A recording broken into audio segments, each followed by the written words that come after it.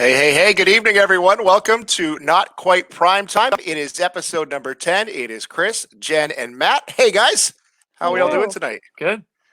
I like your comb over. That's nice. Like this. Well, I was going to put a hat on, and you'll see why I can't here in just a few minutes, okay? So that's why I'm holding off on that. But what did we get up to here this afternoon? Oh, not too much. Yeah? Not too much, I don't think. Just watching the kids outside playing in the puddles. Lots of rain out there. So went through about three changes of clothes or something like that today, I think. So was that just you, or was that the kids? Yeah, exactly. It's just me. Yeah. The kids went through even more. That's too funny. What did you do this afternoon, Jen? Well, I had a nice long nap, and then all of my curbside pickup orders were ready this afternoon. Oh, nice. So I got out and I went to Glass House and got my plants. Oh, good. And Canadian Tire to get some other things. Very good, very good. I took Hallie for a walk this afternoon, and we went out, and Hallie is a dog that enjoys home field, if you know what I mean. Like Yes, that's right. never, ever does her business outside, outside, obviously, outside of our own yard. So we go for this walk, which we've been going on here for months, and we're in a area that we're not supposed to be walking dogs, and doesn't she pop a squat?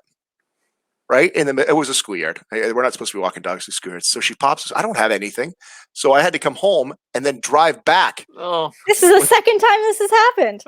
Yeah, that's only 2 times in 2 years that she's been around. So now she's sleeping on the couch over here, sleeping her off. Well, I had to double back for a poop scoop. But yeah. Hey guys, thanks for tuning in here tonight. It's Not Quite Prime Time. It is episode number 10 on Not Quite Prime Time, and it's a virtual chief chat. And we've got all the chiefs standing by. It's Police Chief Gary Conn is going to join us here in a little bit. We've got Fire Chief Chris Case, who is standing by, and EMS GM Donald MacLellan is going to talk to us tonight as well. So if you have any comments, any questions, you can throw them there at the bottom, and we'll get to that here over the next half hour or so on Not Quite Prime Time. All right, show and tell, and it's my turn for tonight. Okay, so first of all, I want to show you this. Okay, guys, this is my first item. Let me see if I can. There you go. So I'm going to show you this. This is my shirt that I'm wearing tonight. Very nice. I was wearing this today. Yeah, this is my Canada Strong shirt, and Collins Clothiers are the ones that have put this together. There's, you see the website online, collinsclothiers.com/Canada Strong, and when you make a purchase, you can donate so much towards local businesses. So if you go to the website, collinsclothiers.com/Canada Strong, I don't know, can you guys see that? Can I pull it up on screen there? Yes, or the website. There we go. Yeah, So you can see that website. So you go to the website here, and you can order shirts, t-shirts. You got black, you got red, different. You got women's look there too. So you order one of those, and the money will go to support frontline workers. And they got some other goodies there too with Collins Clothiers. So that's the first one. All right, that's my first one, and we'll get that off there. My second item, okay, and there's a fear by doing this with show and tell tonight that I might kick Hallie into gear. Okay, so you guys talk amongst yourself for like 20 seconds because I got to get it. Okay, so hold on here. I'll get what I need. Well, Matt, what's up? Not too much. Well, maybe you should do show and tell of all your things in your background. In the background, yeah. Well, I got on the wall there all that ABCs. Yeah. So mostly just letters. I mean, obviously the deer head, which has been featured a couple times now with the antlers that look like popping out of my head quite often. We got a fork over there too, so that's the F. That's the represent there. An owl and a whale, so some things on there too. And then of course those Dutch shoes back there clumping, but they're representing the S on the wall there. So we got the S. That there's a leaf on there too. Actually, if you can see that underneath the B. And that's a pressed leaf. My wife works in horticulture a little bit and cool. Landscaping and stuff. So she's got a couple things kicking around like that. It's a pressed leaf back there. I'm trying to think what else we got on there. Do you switch them out? Like, do you put a thing in for a letter sometimes? Or not yet, but I'm trying to figure out which shoulder to point over here. The J up there, the kids just decorated that the other day. Oh, nice. So they painted that, and the Z's been worked on a couple times, but we're just working on getting some of those other things up there too. I'm sure that everything up there will eventually get sort of decorated and painted, but it'll take a little while probably. All right, are you guys ready? Oh yeah. Yeah. All right, this is my show and tell item. I love this. Oh my goodness. This is my terrifying. You don't like this? Come on. Oh my Look at goodness. the mouth moves and everything. Hallie. Oh my word. I bought this. My son and I bought this, and we peed our pants the whole time. Oh, here comes Hallie. She wants to see now. Hey, Hallie. Oh, you guys are making out. Yeah, sorry. We bought this, and this cost me about $40, and I peed the entire time. Come, Hallie, it's all right. It's all right. So this is my show and tell. What do you think Oh about my this one? goodness. Huh? How often do you take that out? The kids always tell me put it away. They don't. Dad, put it away. You're embarrassing me. Okay. It's crazy how like the mouth moves and everything. I Yeah. love it. As you can see, Hallie loves it too. So, Hallie. All right, she's gonna go back to that. All right, let me take this off here, guys. Let me take this. Oh my goodness. Wow. All right. That's she's gonna run away with it now. So Wow. that's my show and tell for you this week. That's Pretty good. crazy. Yeah. Where'd you buy it? Where'd I buy it? Yeah. Jen, you should know that. Come on, it's your The store. Halloween store? No, Winners. Oh. Really? Oh, even better. No way. Yeah. I got They that have- at Winners. Oh yeah, my it god. cost me $40. All right, Tammy wants to know, Matt, what's under the K? What's under the K behind you there? Oh yeah, that's that's a rainbow. That's a rainbow. Yeah, you can't really see it too well. But that's R for rainbow up there. So Getting a lot of love on the wall Nice, or the huh? mask. Good. I'm not sure, but I yeah. love it. Hey, Margaret, thanks for tuning in tonight. We appreciate that. And I see Kirsten is online too, out in Mitchell's That's Bay. funny. Wear right. it in the store when they tell you to wear a mask. That's what I should have worn at the liquor store today when I went for my monthly pickup this week. Oh my goodness. You'd have to change the picture on your ID. Yeah, that's for sure. All right, guys. We do have some Chiefs standing by. Much more important, and they're probably not going to be wearing masks here tonight. Let's see if we can get them all on tonight. So introduce, first of all, I'm seeing Gary. I don't see you, Gary, but I know we can hear you. Are you there, Gary? I'm here. His lights we- out. We can hear you, but we can't see you. Let me see if I can. What do I click on the share screen or it says stop cam? I would have assumed that it's running. Why don't you push stop cam, and then you might have to rejoin if that doesn't work. Okay, let me try it again. Here we go. I don't know why it's not working. We might have to have Gary just in voice only. No Ah, offense. No offense. Hold on. Gary, you click around there. I'm going to introduce the other Chiefs here. So we've got Fire Chief Chris Case, who is with us here tonight from the Chatham-Kent Fire Department, and Donald MacLellan, who is the EMS General Manager, is there as well. Let's see. We'll pull Gary down. Gary will be working with that. Hey, guys. Good evening. Thanks for joining us here tonight. Thanks for having us. Good evening. I'm still recovering from the mask, so just give me a few minutes. Yeah. No kidding, eh? Oh man, terrifying. That's so funny. Hey, I'm sorry. If you ever get a call, guys, that there is a masked man running through a schoolyard picking up dog poo, that was probably me because I have to wear that. Gary, you might just have to be the blacked out box tonight, but that's all right. yeah. No. All good. But that's it. This is the look inside Gary's house tonight. See if we can get there's Gary's house. That's all we got for you. I need that. I'm just surprised here. I thought, Chris, in your background, I thought we'd have like a photo of the Queen or something. Is that what you got back there? The Queen's outside in the office, so the Queen is hung up in the office there. Yes. That's too funny. Chris, I told you we're going to have to start with you. Usually, Gary, you get the heat to start things off, but Chief Case, fire ban in Chatham-Kent. Are you the fun police? What's the reason behind that? I thought you might ask us that. So, when the pandemic began, we, as you know, we do a huge amount of work. We have not just firefighters going to fires and crashes and rescues, but we also have firefighters knocking on doors, doing community safety work. We have fire inspectors going out, and we have Whitney going out working with schools and things. To ensure that we had social distancing and to protect the firefighters, we stopped all work. We isolated our fire crews in the fire halls, and they only go out in the event of an emergency, an essential service. And along with a lot of other departments and much of the province, we put a ban on recreational fires. So the farmers are still burning their stuff and working with their stations, but we put a stop on recreational fires just so that the firefighters could stay away from the public, and the public don't have to interact with the firefighters unless there's a real emergency. So that's the whole reason behind it. We're not trying to spoil anyone's fun. I can't have a fire myself, as Mrs. Case has informed me several times.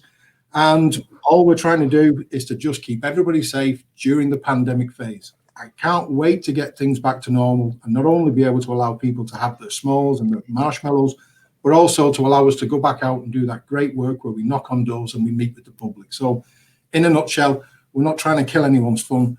We're just trying to save a few lives and keep everybody safe. Now, Chris, is that your call? Is it the medical officer of health? Is it the province? Who makes that call? I make the call, but as part of that call, I also talk with Chief Conn, I talk with Don MacLellan, and I also talk with Dr. Colby, as well as talking to some of our station chiefs. So it's not a decision I make on my own. We look at the figures, we look at the call volume, we talk to all the key agencies, and we try and do this as part of a team. It's a team approach to keep all our first responders safe and to keep the public safe. So it's just our contribution to the municipal plan to try and protect our community from the dangers of COVID-19. Okay, Jen, you had a question there. What do you got? Is that the Yeah. screaming coming in from your house, Jen? Yeah, it's the children in the cages. No. Um, First time over here. Sorry. We have a lot of questions coming in about burning leaves. Are you allowed to do that if you live like in a residential area? Like, what is the rules around that? So there's no burning of leaves. If you go onto our Facebook page, Whitney Burke, our long-suffering public educator, is trying to put information on there about what is permissible. So if you have a small chimney, or if you have a propane device, or if you have something called an approved burning device, which I'm not going to go into now because Whitney will cover that, then that you're allowed to burn. But as for piling leaves in your garden and burning them and creating smoke, no, that currently is not allowed. See, Debbie's got a question here, maybe more of a comment. She says, I set the fire alarm off on Saturday in the retirement home. Was hoping for firemen to come in and rescue me, but it was a firewoman. Well, Debbie, I'm pleased to hear it. We've spent the past many years trying to improve diversity in our workforce, and I can tell you, we have firefighters now. Just firefighters. And you don't get to make a request when you call 911, right? No, that. Appreciate that question, Debbie. Thank you very much. And who else we got here? Dennis, hey, how you doing tonight? Donald, I wanted to talk to you. Obviously, when there's an accident or something going on at the house, or we need some medical emergencies, you and your crews are the first ones on the scene. What has changed with you and your procedure when we have to, when unfortunately we have you showing up at the house?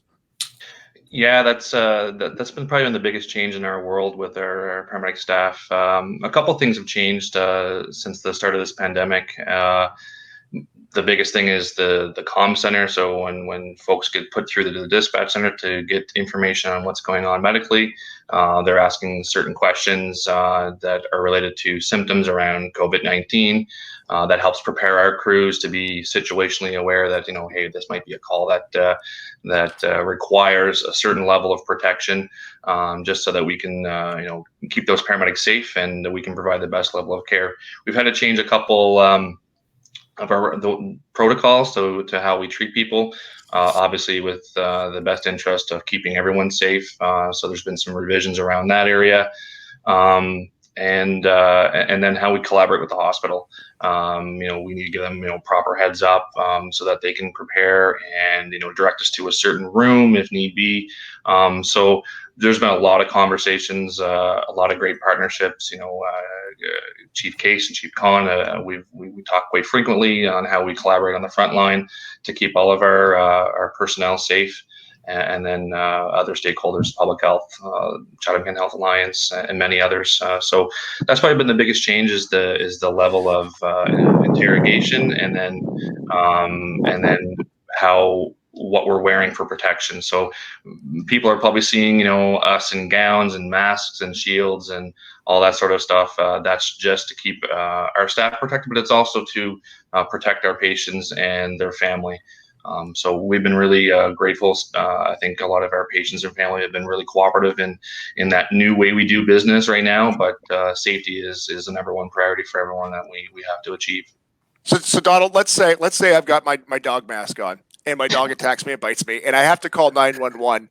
Are you coming right in the door? Are you stopping? Are you asking me questions? Like, how would that work if that unfortunately went down? Yeah, no, it's a great question. So we do a 2 meter approach to our patients now, and we do ask that family do keep a distance so that we are following the social distancing aspect. But we'll go in, we'll ask a few questions from that 2 meter distance to get a better sense of what's happening, and that will help dictate to our crews what they need to do next, whether it's add more personal protective equipment on, or we can go further with our assessments and care if need be. So that's the biggest thing, and we really ask that our patients and family that may be involved in the care be honest with their answers, be accurate, because it's not like we're not going to not do something. It's just it helps our paramedics determine what they need to wear for equipment, so that we are decreasing the spread if there is a suspicion of COVID-19 as part of our care in that moment. As well, it helps us collaborate with our fire colleagues who are coming to assist us on certain calls. So sometimes we don't require them at certain points, or if they are coming, it helps us advise them in advance. Hey, we need to wear a certain level of equipment so that they're prepared coming through the door to give us assistance on those types of calls. To ensure the safety of as many people as possible, if you have to go to the hospital for any reason, like a medical reason, should you go to the emergency room yourself and walk in, or should you call like the ambulance to take you in? It depends on what's going on. As always, we do encourage the public to utilize as many healthcare resources as possible for non-emergency type situations, whether it be your family physician, Telehealth Ontario, or walk-in clinics, which I know are not as available as they were prior to the pandemic. But really, we encourage that. Now, at the end of the day, any life-threatening emergency, that's an immediate call to 911. And even still, if people are uncertain of what's happening or they don't know what to do, we're always there. We will always respond. So, we really do encourage that. For the non-emergency type situations, to really take a pause and try to find other resources to help get care or treatment if need be. But at the end of the day, the default is always 911, and we will always respond no matter what. We got a comment in here. I should get all you guys on screen. Even Gary, you can hop in here too. Donna's posted this on our Facebook, and it's probably going to take up most of the screen, but it's worth saying here. Let's see if we can get it up. I want to pass on a special thank you to each of our guests tonight and their specialized teams, plus our 911 service. On February 6th, my husband suffered an MI and rested in our home due to the quick response of fire, police, and ambulance. Chatham's finest. 1 month in Windsor Regional and 2 weeks in Chatham. Excellent care received. He is back almost 100%. No one knows to experience the stress how very thankful we are for our men and women in uniform and special. I think it even goes on there, but that's all we got there. But appreciate it, guys. So there's a nice shout out here tonight. So that is much deserved for you and your teams. All right, let's go to Gary, who has never looked better here tonight. Gary Conn, who is the chief of police. You're going to throw something in. Better black screen than my mug, right, Chris? Gary, we were taking bets on who would have the difficulty getting on tonight, and I think I won. So, no doubt. Gary, I wanted to ask. So, I saw an article this week: 20% drop in reported crimes in Ottawa. That was a story this week. Is that the case, Chatham, Kent-wide? Are we seeing that across the province? No, you know what? I think it's different from community to community. Obviously, I'm not going to speak in regards to Ottawa, but certainly here in Chatham, Kent, we've taken a look at our crime stats and completed a thorough analysis over the past 6 weeks. And, really, Chris, we haven't seen anything that's unique in respect to any crime patterns that would suggest a direct correlation to COVID-19. Actually, overall, our calls for service have decreased by about 1,000 in comparison to the same time period last year. So, for example, in 2019, this same time last year, we had responded to approximately 7,500 calls for service. And this year, since the beginning of the state of an emergency, we've responded to approximately 6,500 calls for service. So I think it's truly unique from municipality to municipality. Okay, I did see a post that went out this afternoon on the police Twitter account that domestic assaults are still are up right now. I'm not sure how that was phrased, but did you have any information on that? Yeah, no, actually, you're correct, Chris. Although our overall calls have decreased, we drill it down a little further and we take a real deep look at every call for service. And although vast majority have gone down, we have seen an increase surrounding domestic related calls and family disputes. And you know what? I suspect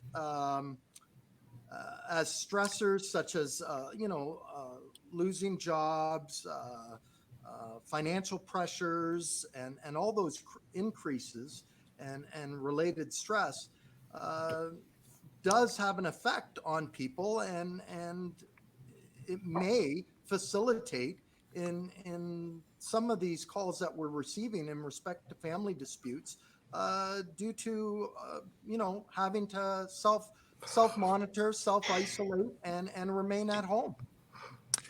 And while it's true, we're all at home too, and we're all a little bit on edge. So that makes sense. Kristen says, "Pay your hydro bill, Gary." So that's awesome. Hilarious. I'll have That a is word great. with finance. Hey, I want to go to Fire Chief Chris Case. Obviously, your men and women in the fire department are working in close quarters. Obviously, at the stations where they're set. What has the procedures changed with you, and how has that changed with what we're dealing with?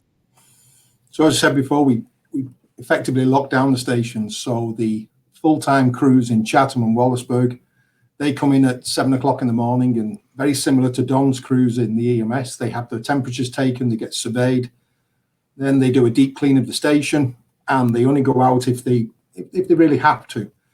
That then gets done again every time they come back from a call. They clean down the trucks. 7 o'clock at night, they do another clean of the station, take another temperature check and another round. Our volunteer firefighters continue to do outstanding work. They still come to calls. They're still serving their communities. But we've had to cut down on the amount of training that they do, so they don't gather once or twice a week, all 20 of them, because it's a large group. So through it all, the chief officers and the training group are working very closely. Don's been a big help to us, supporting us to make sure that we've got safe systems in place to make sure the firefighters remain healthy. And at this time, we can say that at the moment we've had no exposures and everybody is safe and well. Matt, we had a story, was it earlier this week or was it last week, about some budget concerns within the municipality, just obviously with the way we're dealing with it. In your own individual departments, is that going to be an issue come budget time at the end of the year? I told you I wouldn't ask any tough questions, but maybe we can start with Gary here, since we can't see his face. It's hard to project at this time. What I can say is we are tracking any costs associated to this pandemic. Right now, I can safely say that we're sitting well. We haven't had to adjust our schedule, haven't had to inhibit any annual leave. As we suspected, no one's taken any time off. Everybody is trudging ahead, full steam ahead. And I guess we won't really know until at the end of the day. We're still projecting. We know that this state of emergency is going to go at least until May 12th, but we don't know if there's going to be another extension or not.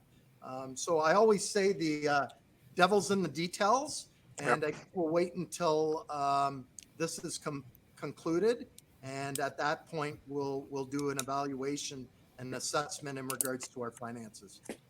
Donald, along the same lines, has things changed in any way budgetary for you? We've had to make some changes in our operation just in the response to COVID-19 to ensure that we're delivering a high level of care here. Our staff are supported and taken care of. So we've made some changes that way. We do work within our base budget. We try to find ways to make this stuff happen without needing to find other funding sources. Publicly, it's already been announced that we did work with our municipal partners in finding just some enhancements to our service delivery, with having our supervisors reallocated within our operation to help support our team and our overall operation. And we're like Gary said, we're tracking costs. We're looking at projections depending on how long this goes on. But right now we're still in the thick of the unknown. So again, we work very closely with our municipal partners as well as the Ministry of Health because they are a funder to our budget as well. So we keep going down that road, and we're hoping that we see the light end of the tunnel sometime soon. But it's still unknown right now what's going to happen. For sure. Fire Chief Case, what along the same lines are you dealing with at the fire department? Very similar to Gary and Don. We're carrying on as business as usual. We have to track all costs. The province are interested to know how much PPE we've got, what we're spending. I will say that council have been very supportive of us. They were very supportive of EMS requiring the additional funding, obviously, because they need to change their operation probably more than we do. But overall, we have not seen any. We've seen a slight reduction in calls for service, but we're in the operational response phase at the moment. So we've got people working remotely. We've changed the way we do business, and we just keep an eye on the costs at the moment. So aside from buying some additional PPE and changing some of the medical equipment that we use to back up Don's teams, at the moment everything's looking okay. Jen, this is general for like all chiefs. The drives for the PPE that are going on every week, are you guys also receiving some of that? I could probably handle that. We have our Tim Sunderland, who is the manager of the PUC. Under the emergency management model, different people in the municipality get different roles. So Dr. April Redyke is in charge of our operational response to work with Dr. Colby. And Tim has taken on the logistics role, and he is the person who is coordinating and looking after our PPE. And we are seeing that PPE come in, especially the likes of the Bootlegger Brewery in Bothwell has provided us all with hand sanitizer, which is gratefully received. And at this time, whenever we ask for PPE from Tim's group and from the donation group, we're getting everything we're asking for. So we very much appreciate the support of the businesses and the community in Chatham-Kent. They really have been a solid supporter of the first responders. Hey, Gary, you were going to jump in there. Did you have something? I was just going to say we have a healthy supply of PPEs, but just recently, actually, just yesterday, we received additional gloves from the ministry. I know that they are tracking all of our PPEs, and on a weekly basis, we have to submit a report to the ministry in regards to our PPEs. And Donald, are you guys all set with what you need along those lines?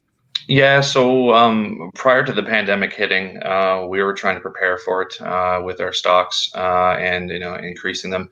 But as you can imagine, a lot of the news stories that were out there is we were getting sort of roadblocks with that, not just here, but pretty much every health sector. So the community donations, we've been trying to leave them for other sectors within the municipality or other industries. So we do have pipelines into the provincial health stock for PPE through Ontario Health. So, but we've also been very fortunate that our normal sources for vendors have been coming through with orders. So we are in a healthy spot right now, and we hope that does continue. Again, back to the point, we don't know how long this is going to last for us. So we are building as many stockpiles as we can, but everyone's been doing an amazing job community-wise for donations, and we have received some stuff. The hand sanitizer is an example. Very grateful for that. We appreciate everybody's contribution. Matt, did you have something there? Yeah, I just wanted to ask a question for Chief Case, actually. I was just wondering, I might be jumping the gun a little bit on this one, but May is coming up real quick here, and we got the May 2-4 coming up, and, big fireworks weekend. They've already said to some people, fireworks shows, probably bigger shows, are going to be canceled because you can't have those gatherings. Is there anything else on your end? Are you expecting more calls for safety reasons, or putting out a call for people that might be trying to do it in their backyard that wouldn't normally? Well, to be fair, we're waiting. Everybody's waiting to see what the province does. So the minute that the province gives us an indication that the state of emergency is being relaxed, we're going to review our guidance like everybody does. All we're doing now is, and probably the same as Gary and Don, every morning we look at the numbers and we pray that they're going down, and we like to see them go down and stay down. So the answer I've got for you at the moment is we'll have to wait and see. Yeah, just like a lot of things right now. I had a couple questions for I guess for Gary. The line that the municipality set up for reports of anybody not following the guidelines or being on quarantine. Are the officers the one that handle that, or who is the ones that have to go handle that and have to issue those tickets? Are you referring to the snitch line? Is that what you're talking about? Well, I was going to say that, Yes. but Mayor Canada doesn't like when I call it that. So Actually, the people who are monitoring it are actually the municipality, and you can either go online and report it at COVID-19 enforcement at chatham-kent.ca, or you can contact them directly at the 360-1998 number. Okay.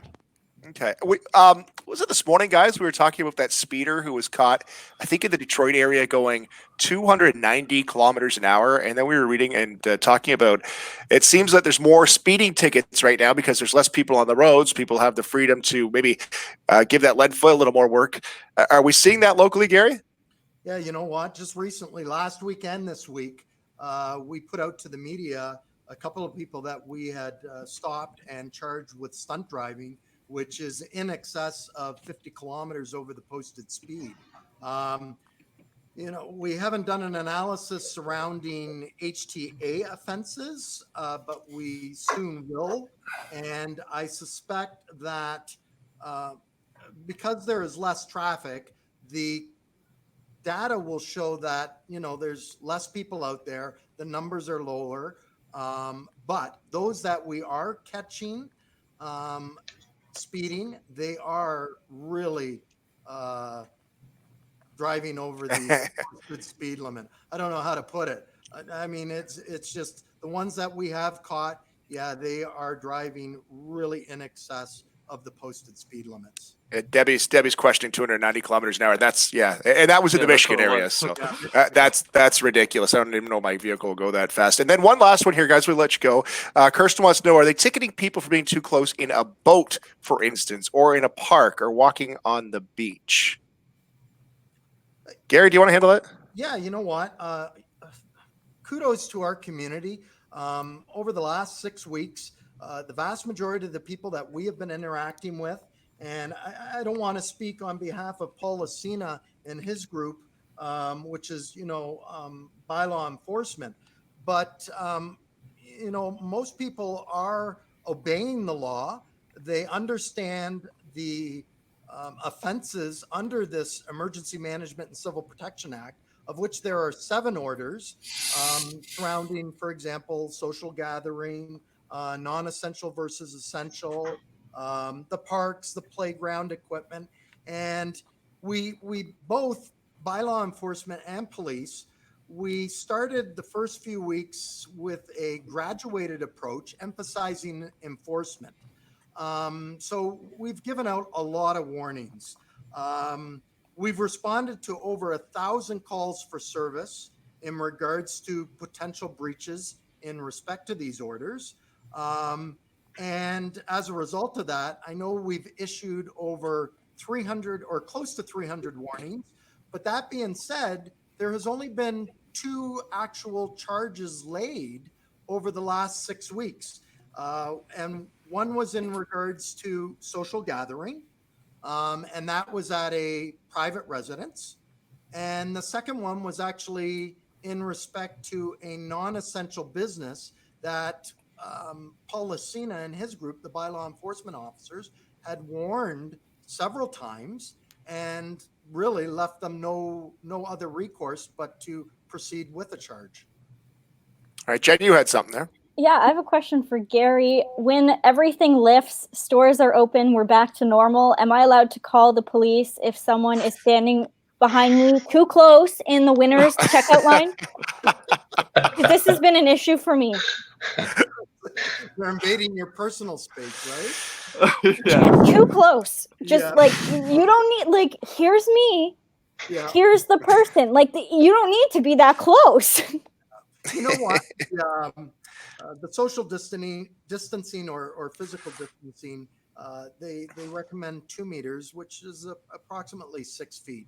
But everybody has a personal space, and on normal, it's approximately around 3 feet. So regardless if there were orders or laws in effect that suggest or that order that it's more than 6 feet, I would recommend to everyone, mind your personal space between individuals and respect that personal space. So Chief Case, back off next time you're in line, okay? Yeah.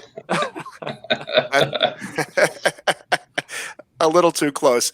Guys, we appreciate you finding some time here tonight. Gary, unfortunately, we couldn't get the camera to work, but I'm assuming you're in full uniform. I am. Yeah. Okay, everyone stand up on 3. Are we all wearing pants? Well, guys, we appreciate it. Thanks to your men and women that are on the streets and are on the front lines. Hope everybody's still waving at you with all their fingers and giving you a salute as you do your work, and appreciate your time here tonight. Thanks, guys. Thanks. Appreciate it. Thank you. Take care. Thanks, guys. We'll see you later. Fire Chief Chris Case, EMS GM Donald MacLellan, and the voice of Gary Conn, the Chatham-Kent Police Chief here tonight. That worked out all right. I think I won the bet, though. Yeah, I think you're right. Yeah. Yeah. Debbie, support your local comedians. tell them that guy's worked for me in the past. That's too funny. That was great. Thanks, guys, for getting on here tonight and making that all come together. I did forget to tell you, I did have one other thing. So I don't know if you saw this. I posted this here tonight. So I did a little bit of artwork. So remember a couple weeks back, we had Mark Reinhardt on, who was doing this artwork around town. Nevertheless, we persist, and he is doing such an awesome job around Chatham-Kent right now with getting those little sayings out all over some community buildings. I went to work tonight as well, and I did a little bit in my shop. See, there you go. Yeah. Good. He's right though about the bee. I remember he said the bee was one of the most difficult ones to get. So yeah. Oh, it wasn't easy. It wasn't easy. So that's what I did this afternoon. Nice. Appreciate it. Anything else, you guys? We didn't talk about what you're watching tonight. You guys want to get into what you're watching here before we wrap up? Sure. Someone else go first. I'm still watching I'm still going through the Michael Jordan thing right now. Yeah, I'm on episode 3 or 4, I think, something like that. Yeah. Yeah, I'm just gonna sit down now and watch. Start on number 3. But have you guys started Waco yet? Oh, I've already watched No, I haven't. all in one day. Oh, so yeah, it is so good. Really? So good. I can't wait for season 2. Yeah, it's such a good, and it's I thought it started off slow though. You know the story, or hopefully you know the story, but I'm watching the first episode. I'm like, yeah, this just isn't grabbing you. But in the last 5 minutes, boom, and then it takes off from there. Yeah, it's really, really good. Very interesting look at the FBI and how they reacted. Yes. Grinds your gears a little bit, but actually, if you watch the documentary Ruby Ridge, that's like the very first episode, the beginning, when they're it's not really giving it away, but when they're doing a mission in like I don't know where they were, but that's based on the situation that's covered in Ruby Ridge. And it's another sort of hostage situation with the FBI and how they handled it there. It's a good documentary. Cool. Yeah. What are you watching, Jen, besides Murder Town on Amazon Prime. It's a UK murder show. It's about true crime. We should have kept Fire Chief Case on for that to see what he thought. Jamie's watching Deep Undercover. Matt, if you or I go missing, Jen is definitely number one suspect. Because she watches all these shows. Yeah, she knows what to do with the body. Yeah, exactly. She knows exactly what to do. That's for sure. That's too funny. Tammy, appreciate it.